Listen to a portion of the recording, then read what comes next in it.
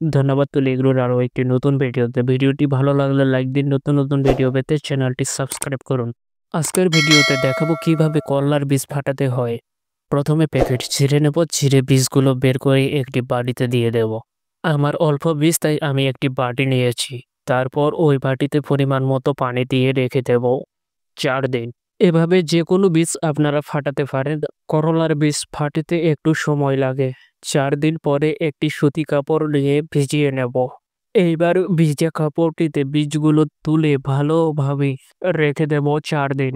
ঠিক আমি যেভাবে সুন্দর করে বীজগুলো কাপড়টিতে জড়িয়ে রেখে দেব 4 দিন, আপনারাও ঠিক ওইভাবে করে রেখে দেবেন 4 দিন। 4 দিন পরে বীজগুলোর মাথা ফেটে গেলে বীজগুলো রোপণ করার উপযুক্ত হয়ে যাবে।